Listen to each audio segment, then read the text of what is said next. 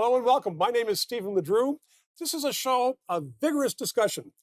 When many shows and many news outlets have either their PMO approved notes or they don't want anything controversial, this show is about getting to the nub of it. You won't agree with all the positions taken, but you will agree that there's a thorough discussion. And right now we're going to have a thorough discussion of the election coming up. We have a new prime minister and we have lots of issues coming up. So, Susan Murray, welcome to the show. You are a dyed-in-the-wool progressive conservative, and you've been around politics a long time, I understand. And Brendan Caldwell, you like politics an awful lot, even though you admitted to me that you have supported more than one party in the past. So I think I've been a member of 5 different parties at one point or another. You don't strike me as a socialist. And Marc Kealey, you don't have a red tie on, but you have been a liberal your whole life.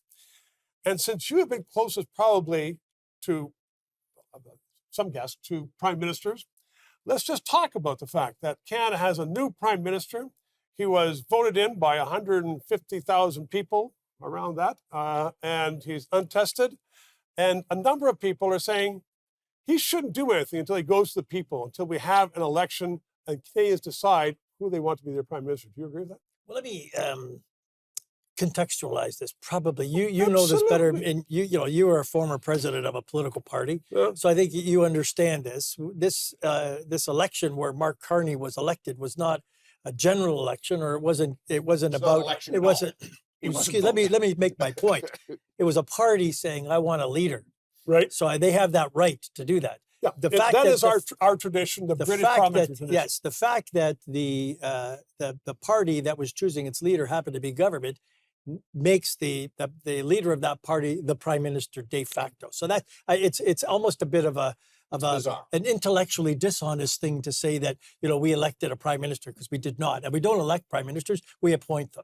Yes, of course, but right as we go more presidential, people say that is the leader of our country, the prime minister. More people elect the dog catcher in Kerrobert than elected Mr. Carney. So from one point of view, even though it's tradition, a number of people are thirsting for an exercise in democracy. Well, and I think they're gonna get that. But again, you raised it. You're sure, and I think he's got no choice but to call an election. Let's call another partisan here, Susan Murray.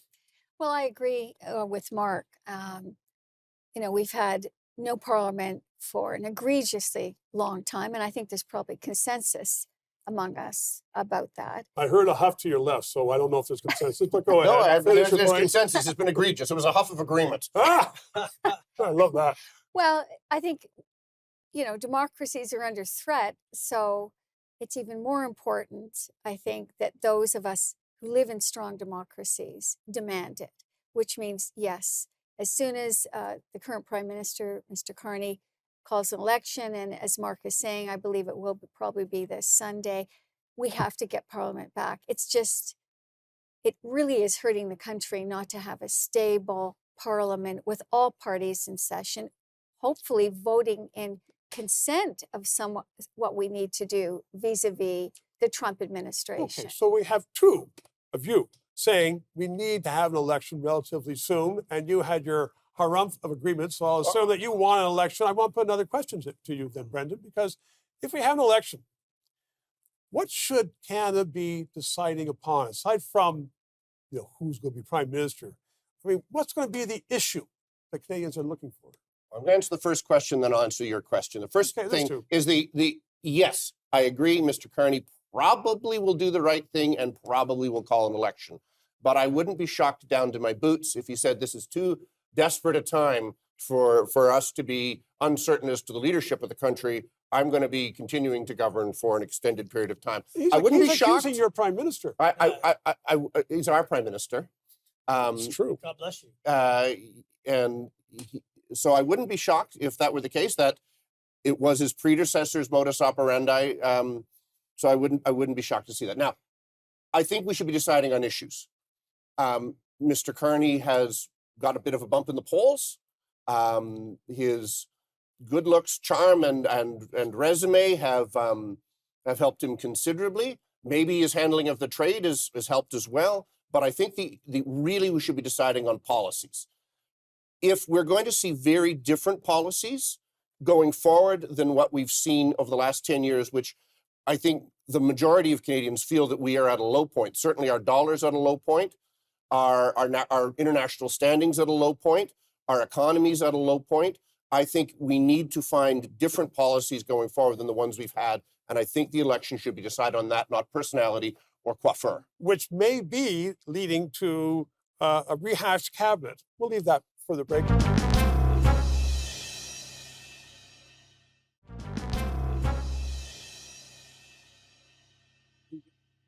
It's hard to come back, and because it didn't end during the break. But we did decide on one thing during the break. I think that everybody wants an election, and you're talking about policy.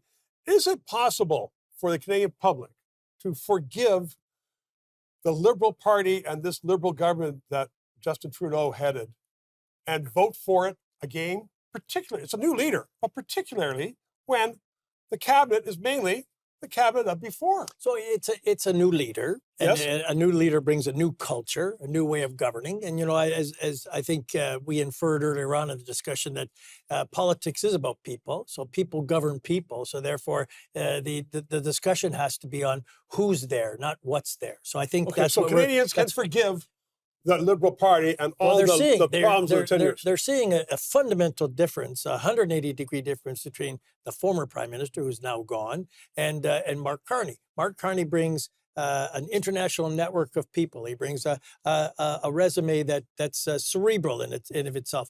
And I think here's the fundamental point I wanted to make to your question, and that is, if you looked at how the former Prime Minister ran his government, everything was done out of the Prime Minister's office. You said at the outset of the show that they weren't PMO approved comments, but Whereas that's what central bankers are much more about openness and transparency. I'm telling you, it's not going to be the same. So that you're It might be looking, worse. you're looking. No, I don't think so. I think you're looking at a cabinet that's pared down so that they do things, and he's already said this, and we got to take It's him the at same face cabinet value. ministers, though, That's, virtually. he's got to go with who he's got in his caucus, and I think he's got some people. We needed to have a steady hand at some of the big issues. And Speaking we've of got steady hand, I think Brendan.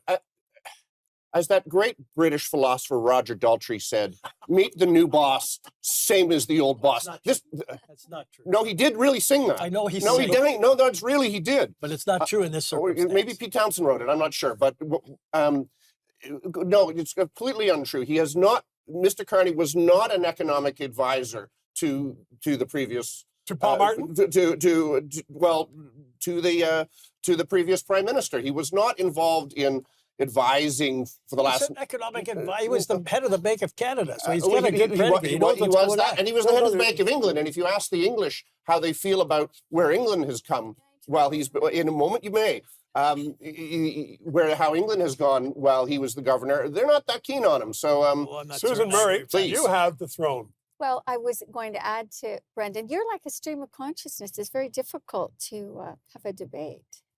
But let me say that in terms Thank of in terms of what Stephen Harper said recently in both an interview he did and in print, he made it clear Carney was taking, now Prime Minister Carney was taking total credit for essentially handling all the financial issues when he was deputy minister, and he was deputy minister No, Bank- he was before he was the before head he of the was Bank of banking. Canada. Yeah, he was When deputy When he minister. was with in Flaherty. the military, He they was call with that Flaherty. stolen valor. Well, But he, go on. Right. he was deputy minister, finance, and Harper, who does not comment that often, right? He has pretty much stayed out of politics, came out very hard and said it was Jim Flaherty, one of the greatest finance ministers in the history of the country. So are you not calling Carney Mr. a liar? Carney. Or is I'm he quoting- misinformed about his history? I'm quoting the former great, in my opinion, Okay. Prime Minister So, Stephen so is Harper. this, are Canadians? So you want an election on policy going forward. You want an election because it's a new government. Are Canadians going to forgive the Liberal Party for the last 10 years? Or are they going to forgive Carney, the new Prime Minister, for being so fast and loose with the truth and with his history? Well, there has Or is been that the more. debate of the election? I think that'll be debated in the election. I think I have read a lot of the British press on him in the last week. We were discussing this earlier today.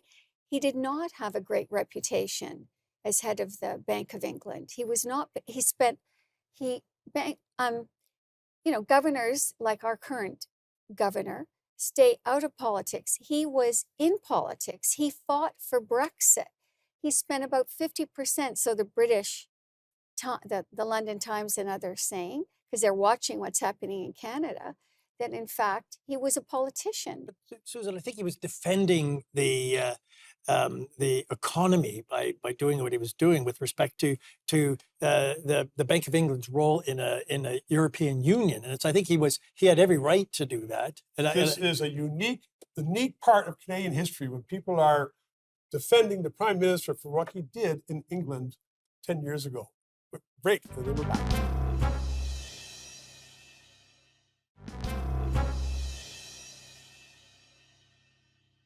And we're back with a vigorous debate about the election coming up and our Prime Minister and the Leader of the Opposition. We aren't going to talk about the NDP because they are, in my view, nowhere else. But let's talk. And you were surprised at that? The NDP aren't going to go anywhere in this election. Well, I think Mr. Singh has kind of maybe missed his moment to actually do the right thing. And there is a penalty to not doing the right thing. I mean, and all three are nodding. He talked about bringing down the government. He talked about breaking this. And, you know, he thought whatever happened, he was going to at least be the Leader of the Opposition next time round. And not so much now. So whatever else happens. Yeah. So so it's going to be between the two. And you were talking about, you hope in the next election there's going to be discussion and debate about policy. But really, what policy are we talking about? We're talking about, you know, joining the EU, as the Prime Minister is talking about, or, you know, being more antagonistic towards the states. Isn't it kind of Canada? I don't think he's saying that, Stephen. I think what you're hearing right now, which is, I think, an attractive issue, but in terms of what Carney's talking about, is we need to broaden. 80% of our trade goes to the United States. And if we're looking at 80% of the trade under threat, then we got to look elsewhere. So that'll be the debate, and that's a good one. We have an agreement. We have an agreement with Europe. We have an agreement with the Trans-Pacific Partnership. I think we got to start working. Quite interesting that the pro-Brexit governor of the Bank of England is now wanting Canada to join the European Union. I think it's quite, well, I mean... a certain irony there. There is a certain irony in it. Anyway, this Michael Ignatieff 2.0 that we're dealing with, that spent so much time outside of Canada. And look, it's all very well to be the smartest person in the room. You just don't have to let everybody know it all the time. No, I tried not to do that. Well, I know you do a very good job of that. You fooled the rest of us completely. So, look, I do think that we need to have very different policies than what we've had to this point. In what areas? I think in everything. Trade or? I think in everything. That's very broad. Well, it's very broad, but let's talk about entrepreneurship. Let's talk about the fact that the primary deficit that Canada has. You can say it's a leadership deficit. You can say this. We actually have a deficit of capital. Now, they may be symptomatic of other things, but there isn't the capital here to create mines, to create a technology, to create businesses.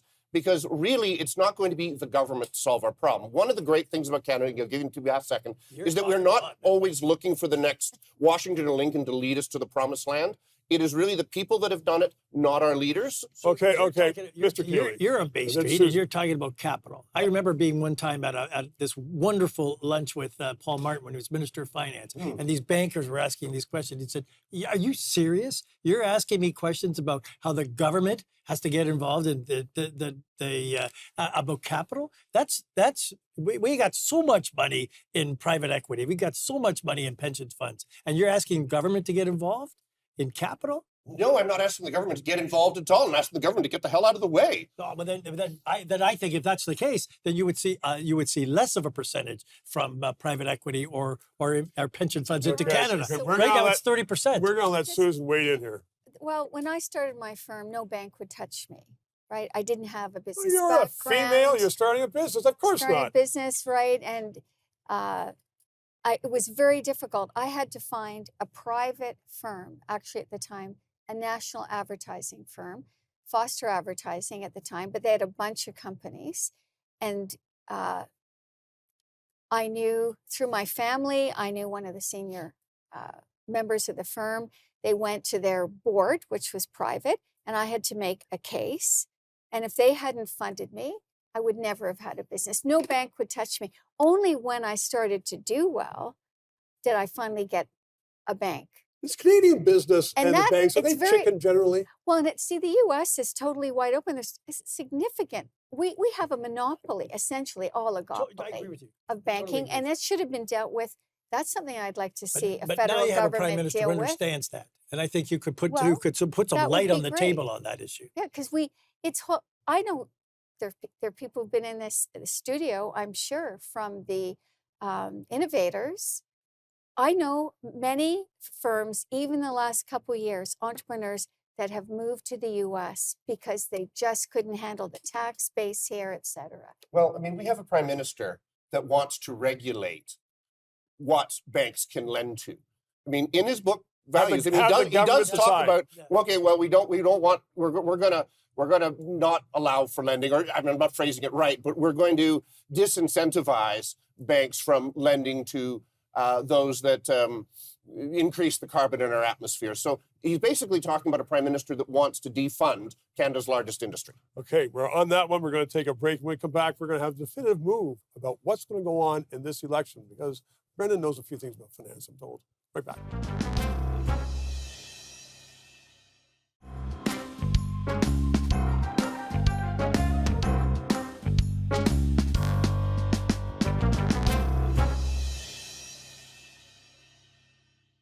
And we're back. We're still talking about politics, but we want to discuss the campaign, the leadership, and what's going on in politics. And I want to put to you, the Liberal, about Mr. Carney, because he is saying now policies virtually 180 degrees contrary to what he was saying 6 months ago, or even maybe 6 weeks ago, particularly with the carbon tax. And he's telling Canadians, I stopped the carbon tax, but he's increased the carbon tax on business. Business and companies are not going to say, oh, well, more tax, we'll just suck it up. They're going to pass it on to the consumer. Listen, and that's an interesting comment to make, and I think you're not putting any